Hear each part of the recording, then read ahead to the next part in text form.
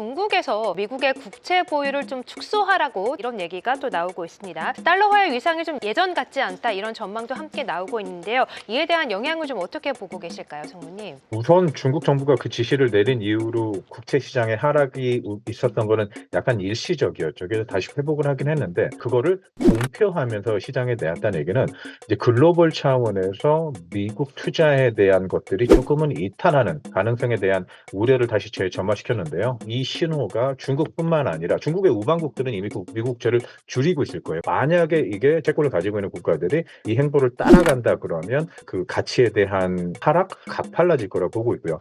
향후 어떤 움직임을 보일지가 어떻게 보면 주목해 봐야 된다고 보고 있습니다.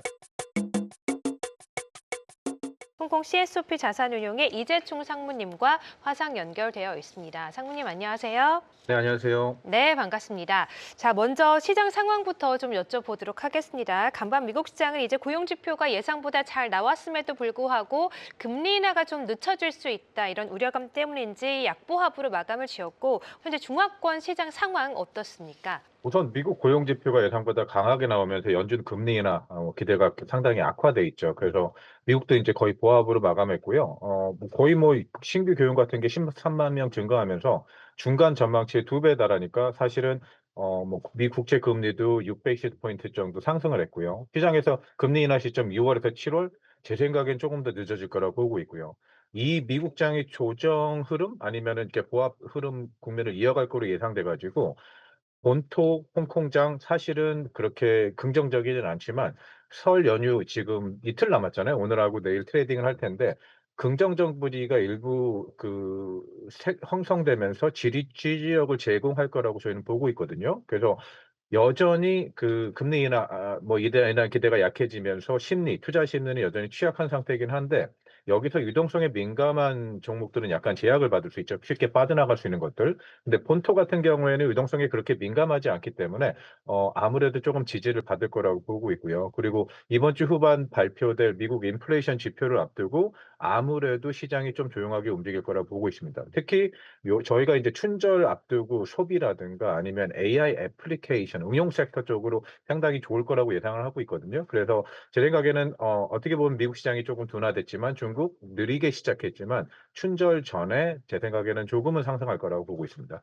네, 자 이제 중국도 춘절 연휴가 정말 코앞으로 다가왔죠. 그럼에도 불구하고 긍정적인 또 추석 춘절 연휴 전까지 긍정적인 흐름을 예상을 해주셨고요. 자 그러면 업종별 흐름도 좀 살펴보도록 할게요. 어제 이제 SMIC가 실적을 발표한 가운데 이런 가운데서도 이제 AI 칩 과잉 지출에 대한 우려감을 좀 나타내기도 했고 이와 함께 최근에 또 바이트댄스가 발표한 영상 생성 모델 시댄스가 또 글로벌 시장에서 각광을 받고 있는데 최근 시장에서 좀 주목받는 업종 그리고 오늘 시장에서 두드러지는 업종은 어떤 종목들이 있을까요?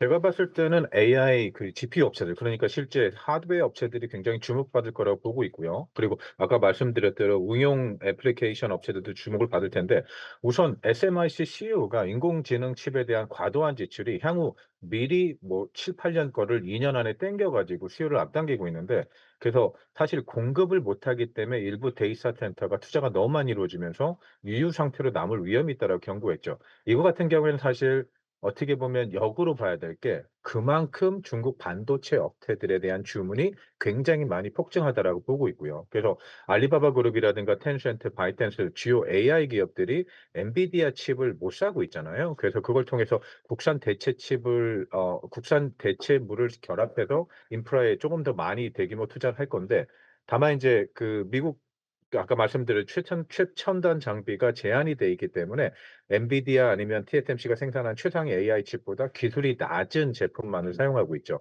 그런데 거기에서 이 수혜를 받는 것들은 중국 반도체 업체들이거든요. 인제 아무래도 SMI 주요 고객사인 화웨이나 캠브리콘들도 중국 AI 수요를 충족하기 위해서 반도체 생산 확대를 속도를 늘려나가고 있기 때문에 전반적으로 AI 투자, 나중에 AI 투자에 관련 진짜 효율성 AI 업체들을 통해서 그런 질문이 나오고 있긴 하겠지만 미국은 그런 질문이 나오고 있잖아요. 중국은 지금 굉장히 많은 투자가 이루어지고 있어서 과거 3년 전에 엔비디아 칩을 굉장히 구매하는 그때 현상이 중국에선 저는 일어나고 있다고 생각하고 있거든요. 그래서 아직까지는 AI 과열 아니면 그거에 대한 생산성이라든가 효율성, 투자에 대한 이것 같은 의문보다는 실제 투자가 많이 이루어지는 상태다라고 보시면 될 것 같습니다. 네, 자, 아직은 AI 과열까지는 아니고 투자가 충분히 이루어지고 있기 때문에 긍정적으로 아직은 볼만하다라고 하셨는데 이런 가운데 미국에서는 또 안보 위협 문제를 좀 거들면서 또 중국의 반도체 국산화에 대한 자립화의 속도를 좀 제어하는 모습들이 나오고 있습니다. 이 제조 장비의 접근을 좀 제한하는 것을 촉구하는 듯한 발언들이 나오고 있는데 이 부분에 관해서는 중국의 자립화 가속화에 좀 문제가 제기가 될까요? 어떻게 향후 흐름을 보고 계실까요? 그것들을 구매해야 될 업체들, 실제 AI 그 라지 랭귀지 모델을 운영하고 있는 업체들한테는 아무래도 그걸 못하니까 다소 경쟁에서 뒤틀어지거나 아니면 성능이 떨어진다 이런 것들에서 좀 우려가 제기되긴 하는데요. 사실 근데 그 국산 대체화 측면에서는 이것들은 중국 그 업체들한테 긍정적입니다. 왜냐면 지금까지 계속 그 엔비디아 칩 뭐 H200이라든가 그것들을 수출 한 해 만에 중국 정부에서 그럼 수입을 허가한 해 만에 이런 뉴스들에 따라서 가장 많이 주가가 움직인 업체들이 중국 내 반도체 업체들이거든요. SMIC하고 화이건 정보기술 그다음에 캠브리콘들. 그래서 제재가 있을 때마다 이것들은 그 기대감에 치솟아 올랐기 때문에 아무래도 이런 그 미국 그 의회 정치인들의 우려가 당연히 국산 중국 칩에 대한 국산화 아니 중국 칩에 대한 국산화를 굉장히 빠르게 가속화시킬 거다라고 저는 보고 있습니다.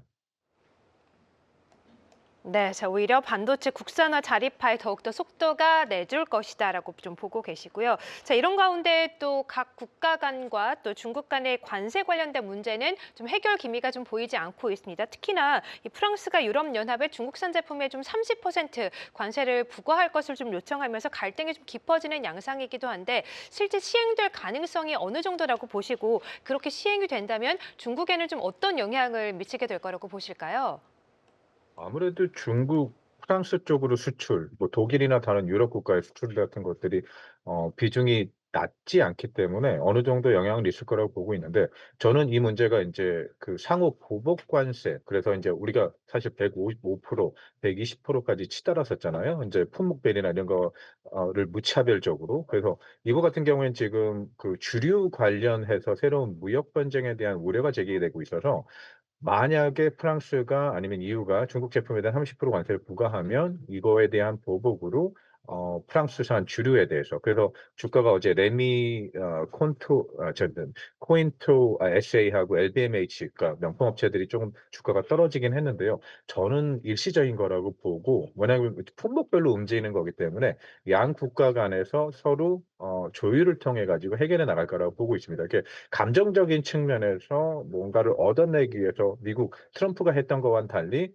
사실 이렇게 무역 분쟁이 있어서 품목 불리는 거는 요즘뿐만 아니라 과거에서도 이런 일이 계속 있었잖아요. 그런 현상 그런 제한적인 어 그 어떻게 보면 분쟁이라고 저는 생각하고 있습니다.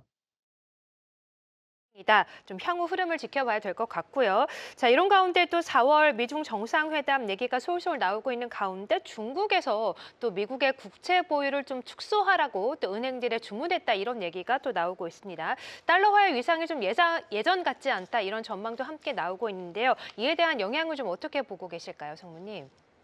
우선 중국 정부가 그 지시를 내린 이후로 뭐 국채 시장의 하락이 있었던 거는 약간 일시적이었죠. 그래서 다시 회복을 하긴 했는데 다만 이 상황 같은 경우는 지금까지 그러니까 중국에서 미국 국채에 굉장히 많이 매입을 해 왔었고 지속적으로. 근데 그거를 다시 인제 팔기 시작한 발을 빼는 흐름을 굉장히 보이고 있었죠. 근데 그거를 공표하면서 시장에 내놨다는 얘기는 이제 글로벌 차원에서 미국 투자에 대한 것들이 쪼끔은 이탈하는 가능성에 대한 우려를 다시 재점화시켰는데요. 그래서 중국이 미 국채 보유 데이터를 보면은 아무래도 인제 그 지금까지 굉장히 많은 그 미국 국채를 보유하고 있었죠. 그런데 2013년 이후로 미국 국채 보유량을 굉장히 쪼금씩 절반 수준으로 줄여 왔고 그러면서 그 돈으로 이제 금을 매입하기 시작했고요. 그래서 이번 헤드라인 역시 이런 흐름에 부합하는 거라고 판단하고 보고 있거든요. 그래서 실제 시장에서 나는 중국 정부가 이런 움직임을 보이고 있다라는 걸 보여주는 거죠. 그래서 현재 인제 미국 굉장히 예측 불가능하잖아요. 정책적으로 불확실한 정책을 도널드 트럼프가 예측 불가능한 대통령이고 그거에 맞게 또 미국 행정부가 뭐 일관성 없는 태도를 보이고 있기 때문에 아무래도 이 신호가 중국뿐만 아니라 중국의 우방국들은 이미 미국제를 줄이고 있을 거예요. 근데 중국의 우방국이라 얘기하면 우리가 봤을 때 러시아라든가 아니면은 센트럴 아시아에 있는 국가들 그만큼 미국제를 갖고 있는 보유량이 크지가 않죠. 다만 미국의 전통적인 우방 국가들까지 거기 센트럴 은행 중앙은행들도 사실은 보면 미국 달러 가치 하락에 대해서 자신들도 투자 개념에서 접근해야 하기 때문에 만약에 이게 전통적인 우방 채권국들이 채권을 가지고 있는 국가들이 이 행보를 따라간다 그러면 아무래도 미국 달러 그리고 전반적으로 그 가치에 대한 어떻게 보면 하락 좀 더 가팔라질 거라고 보고 있고요. 향후 어떤 움직임을 보일지가 어떻게 보면 주목해 봐야 된다고 보고 있습니다. 전반적인 매크로 측면에서. 네, 알겠습니다. 달러화의 가치 하락에 대한 또 앞으로의 시장 흐름도 함께 잘 지켜봐야 될 것 같고요. 자, 오늘 이제 중국 시장은 좀 보합권에서 거래가 진행 중인 가운데 오늘 국내 시장이 5,500을 좀 터치를 하기도 했습니다. 그렇다 보니까 이 해외에서도 국내 시장에 상당히 관심이 많은 걸로 알고 있는데요. 사실 우리나라 투자자분들도 중국 시장에 투자하기가 어렵듯이 이 중국 또 홍콩에 계신 분들도 우리나라 시장에 투자하기가 참 쉽지만은 않을 것 같다는 생각이 드는데 그래서 최근에 SK하이닉스 이제 2배 ETF 같은 상품들이 출시가 되면서 또 각광을 받고 있다고 들었거든요. 관련해서 소개해 주실 상품 어떤 것들이 있을까요, 상무님? 아무래도 저희가 홍콩에 가지고 있는 삼성전자 그다음에 SK하이닉스 두 개 ETF인데요. 저희가 이걸 출시하면서 전반적인 반도체 섹터의 강세는 기대하긴 있었는데 홍콩 투자자들의 인기가 너무 열광적이어서 가장 큰 이유는 물론 이 삼성전자, SK하이닉스 퍼포먼스가 좋은 것도 있긴 하지만 한국 투자에 대한 접근 제한성이 있거든요. 아무래도 한국 투자자들이 해외 투자하는 특히 미국 투자나 이런 것들에서는 그다지 제한성이 없다라고 보시면 될 것 같아요. 근데 다른 해외 투자자들 글로벌 투자자들이 한국 주식 알주식을 접근할 때는 아직까지 계좌들이 열리지 않은 증권사들이 많아 가지고 접근이 제한돼 있거든요. 그래서 그런 측면에서 저희가 홍콩에다 출시한 상품이 더 인기를 얻었다라고 보시면 될 것 같고요. 어느 정도 한국 주식에 관심이 많냐면 일례가 저번 주에 제가 인제 홍콩의 고액자산가 30 분을 데리고 이분들의 사이즈가 한 분 한 분이 굉장히 큰 고액자산 초고액자산가들이어서 한국에 있는 증권사들 방문하고 리서치 센터도 방문하고요. 그다음에 기업 IR도 방문하면서 어떻게 보면 지금 SK하이닉스, 삼성에 대한 많은 정보들을 얻었고 향후 어느 정도 주가가 올라갈지에 대한 긍정적인 시각을 갖게 됐고요. 또한 여기서 또 좋은 점은 뭐냐면 그럼 반도체 섹터 아닌 다른 한국 섹터들은 어떠냐. 그래서 만약에 나중에 인제 물론 한국 증권사들도 해외 증권사를 통해 가지고 그 통합 계좌를 오픈하려고 지금 굉장히 많이 노력하고 있을 거예요. 근데 그게 저는 조만간에 뚫릴 거라고 보고 있는데 그렇게 되면 개인 투자 해외에 있는 개인 투자자들이 한국 주식에 자금이 유입되는 거기서 또 유동성이 공급될 수 있을 거라고 보고 있고요. 그래서 뭐 결론을 마지막으로 이제 한마디로 말씀드리자면 우선 SK하이닉스, 삼성전자 다시 한번 조정을 겪고 올라가면서 자금 유입 오늘 거래량 굉장히 많이 늘어나고 있고요, 홍콩 내에서. 그래서 굉장히 인기가 많은 상품이다. 또 인제 뭐 제가 말씀드리자면 혹시 그 지금까지는 계속 중국이나 아니면 다른 해외 상품들을 한국 투자자들한테 소개를 많이 했었는데 반대로 한국 주식 시장 캐피털 마켓을 해외 투자자한테 소개시켜 주는 역할을 하게 돼서 나름대로 한국에서 쪼금 자긍심 자부심도 있고요. 뭐 이런 측면에서 말씀드리고 싶습니다. 네, 알겠습니다. 다 글로벌 시장 또 중국 시장에서 한국 주식이 또 각광을 받고 있다는 소식 상무님만큼이나 굉장히 좀 뿌듯해지는 것 같고요. 앞으로 이런 상품들도 좀 좋은 성과가 났으면 좋겠다는 생각도 함께 듭니다. 자, 지금까지 홍콩 CSOP 자산운용의 이재총 상무님과 함께했고요. 내일 다시 인사드리도록 하겠습니다. 상무님 고맙습니다. 네, 감사합니다.